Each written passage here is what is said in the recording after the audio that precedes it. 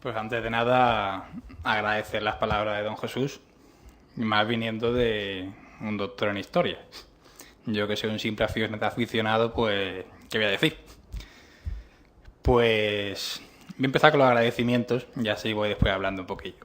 Ante todo, agradeceros a todos los que estáis aquí presentes, que con el día que hace de viento, lluvia, que esperemos que todavía no haya empezado, pues es bastante complicado. Muchísimas gracias por venir. A don Jesús, por todo el trabajo de hacerle leer mi libro y después de prepararse esto y hacerle venir aquí en el día que hace. Pero bueno.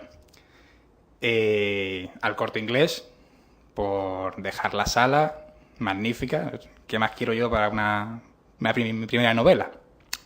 Y después a mi hermana Cristina, que estaba por ahí, que no sé dónde se ha metido. Que se la ha currado, ¿no? O sea, quien se ha currado todo esto ha sido mi hermana. Así que sin ella no hubiera podido hacer nada. Y después el autor. El autor soy yo. No sé cómo será el resto de los autores, ni... No, nunca me he preguntado cómo lo hacían. Yo sé cómo soy yo. Y la causa de por qué me dio por escribir este libro, no sé si está bien si lo diga así, pero fue un poco mi propia ignorancia. En el sentido de que no estaba yo muy por la labor de conocer, a partir de los Reyes Católicos en adelante, ese periodo histórico. No lo conocía tanto como Roma o la Edad Media.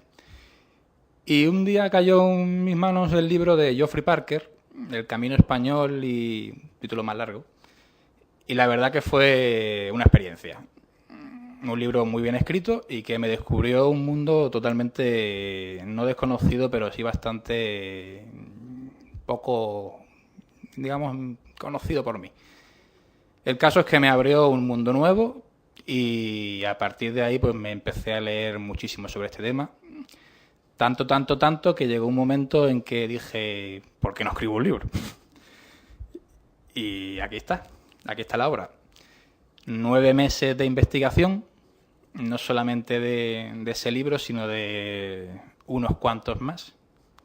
La biblioteca de mi casa prácticamente son libros de historia, las novelas históricas los menos, y mucha documentación, mucho internet, pero bueno, entre comillas, porque hay cada cosa por internet que mejor ni verla, y, y mucho escribir, mucho esquema, mucho resumen, para que después de 9 meses, digamos, tengo tema para escribir.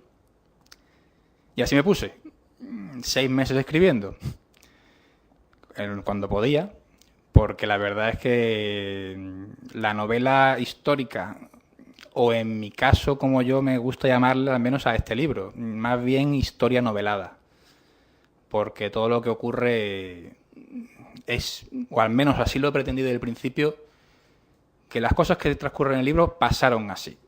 He intentado ser lo más fiel a la historia que he podido documentarme. Evidentemente yo no estuve allí, pero otros sí lo estuvieron y lo han reflejado pues en comentarios, en libros y con los suficientes datos como para poder decir el duque de Alba estuvo el 22 de agosto en Bruselas y estuvo en Bruselas, no estuvo en París y hizo esto o hizo lo otro o ese día tenía gota y al día siguiente pues se sentía mejor.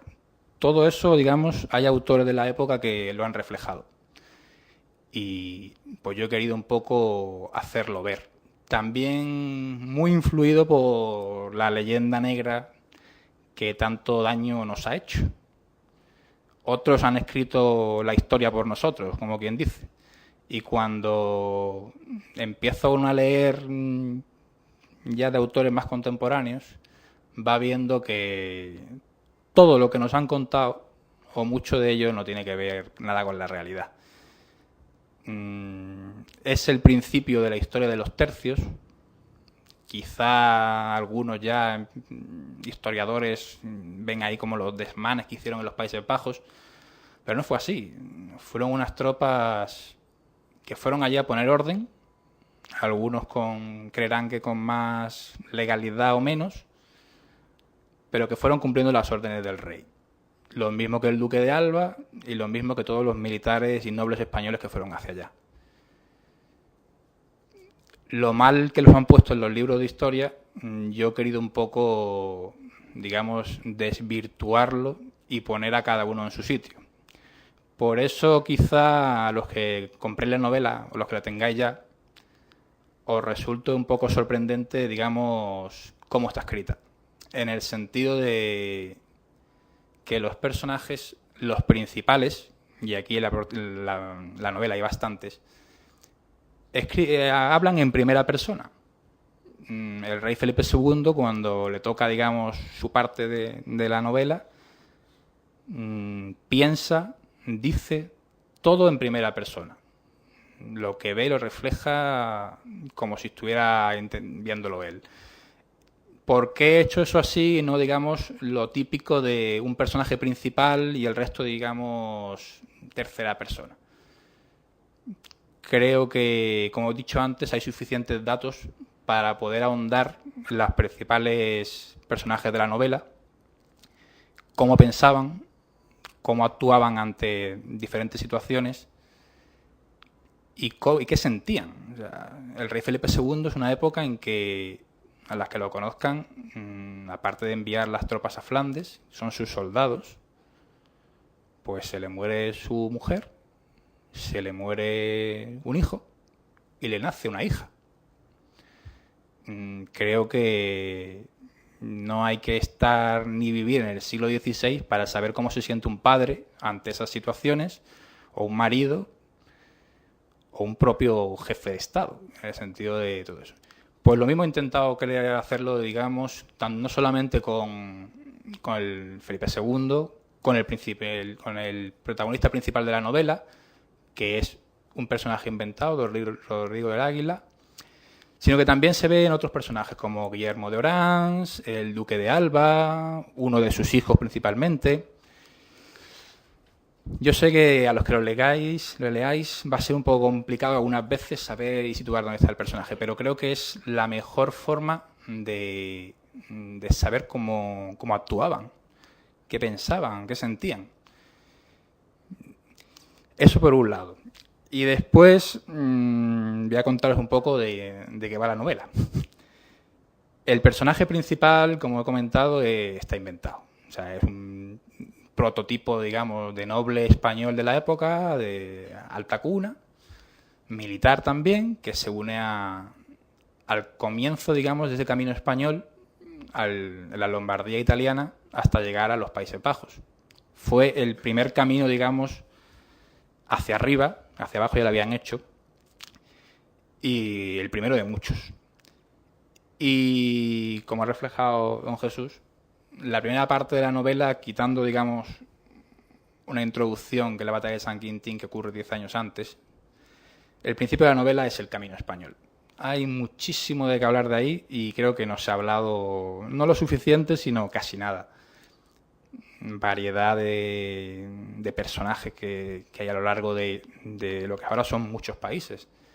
Situaciones, paisajes, tratados que teníamos con esos, que intento reflejarlos un poco complicada, digamos, intentar explicar lo que es la logística, la dificultad que esas personas, esos tercios, tenían para llegar en esas 3 semanas hasta arriba.